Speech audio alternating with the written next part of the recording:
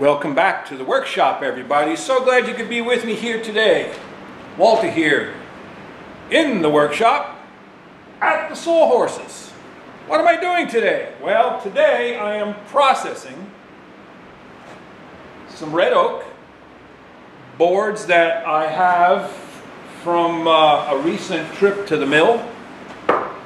And they're beautiful, quarter sawn on either side of what was the board, the center board.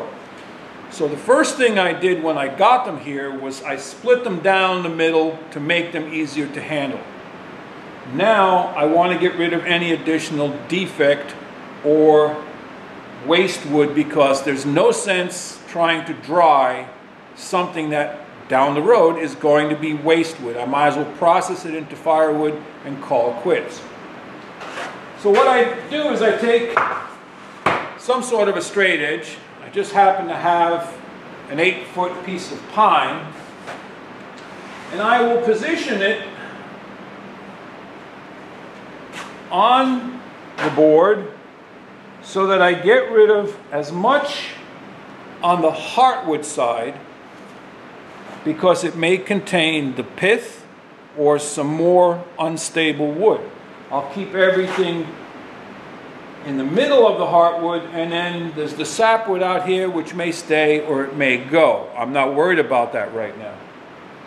So I'll do that, and I'll make a pencil line.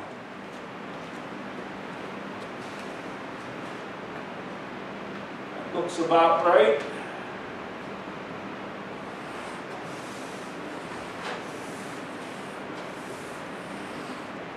Now, my board is not long enough, so I just hold my pencil there, slide it further, line it back up, and that'll be good enough for this job.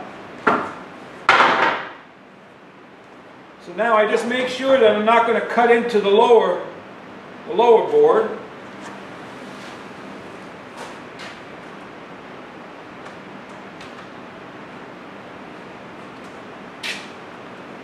And then I enlist my Pigtailed Apprentice. Pick this up because I wasn't about to hand rip hundreds of these. This is a Metabo, formerly Hitachi power tool. Now, I've had one other Hitachi tool in my life. It was a router. It was a good router. But I don't have many power tools. So I went for something that felt comfortable, had good specs, good reviews, and was on sale. So, sold. Now, what's really exciting though is at the end of the plug. Uh-oh, where's the plug? It's inside of the CordSafe. That's what this is. It's a CordSafe. I am just flat out excited about this. Why? Because for how many years have I been working in the past for bosses, on jobs, here and there, and you're working with a power tool and you're walking along and you end up being unplugged. Or you're climbing up a ladder and you're unplugged. So, what this does is it locks in, I don't know if you can see it, it locks in one side, which is your extension cord, and then you plug your tool in, and you make sure that it locks in to this section.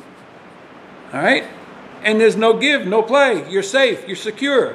I guess if you really want to make this secure, you could run a piece of black tape around this, electric tape, go around a couple times, and then it would be solid. But I think this is the cat's meow. Now, I could be late to the party, and I'm sure a lot of you are saying, well, I knew that. You're just a dummy. Well, you know what? I think this is great, and if you want one, you can go in the link below to Amazon and you can get a pair of these for under $7. I thought it was worth it because I'm constantly pulling the cord out, and then like on my electric chainsaw, I have an electric chainsaw for use in the shop, and then I have a gas powered chainsaw for outdoors. It has a cord only about that long, and it has a strange connection. Well, no longer. It's no longer coming apart. So all I do now is just go ahead and cut this now. A little pro tip from years ago, I sling the cord over my shoulder. Why do I do that? So that when I'm cutting in the beginning, it doesn't catch on anything. And if it needs to drop off my shoulder, it drops off my shoulder. It's not a big deal.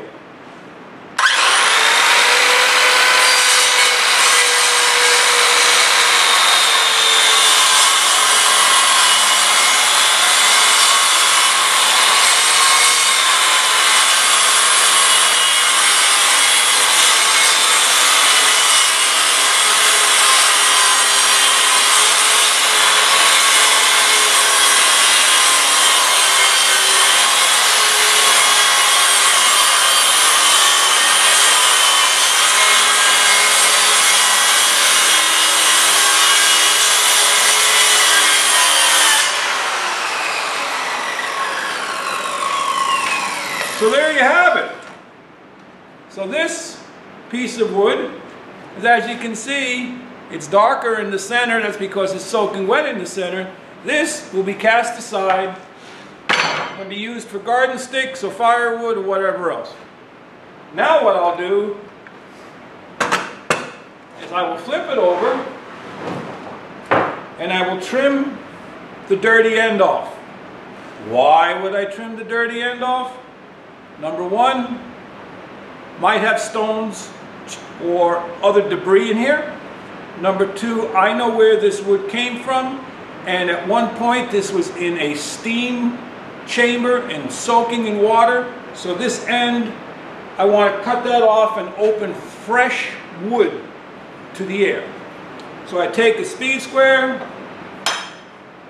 put it up against the edge, come in about an inch, inch and a half, hold the speed square in place. Do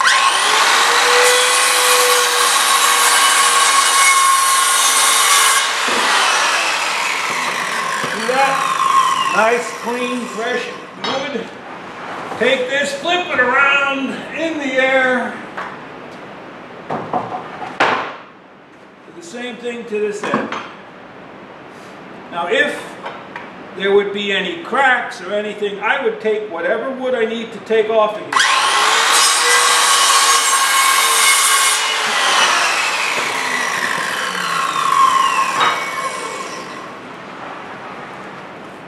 Okay, so now you can see it's all quarter grain, and then as you get towards the center, see it's starting to arch this way. It's becoming more rift grain. Then over here it's more quartered. That's why I want to get rid of that heartwood. It's the most unstable. So that's ready to go on the stack. Now, about my stack, if you notice, over yonder, there's a stack forming. On the bottom is white oak, then red oak. And I'm going to continue processing this stack over here. All right, that whole stack is going to get processed just like what I did here and put on top of that stack. I've got two fans in the back over there. There's one there, and there's one over there. They're on low right now. On nice days, I can open the door up. I have two big 10 by 10 doors, and I can circulate the air on high. I have the stickers. Now what a sticker is a stick, and they're on spacing at 16 inches apart. For this thickness material, that's okay. If it was a true 1-inch board, like inch and a 16th, inch and an eighth, you could go to 2 foot. If it was 2-inch, you could go to definitely 2 foot to 3 foot. If it's 3" and so on, you can go further. So that's really just about it, everybody. Better get back to work. We're in the middle of a rainstorm, so I could lose power at any moment. So I hope you found something useful, helpful, maybe entertaining. Check out the links below. If you buy the CordSafe through the link below, I get a little bit of credit through Amazon Associates. That would help keep the channel going. And yeah, thumbs up to you for being here. And you have yourself a great day. Go make some shavings in your shop. Walter out.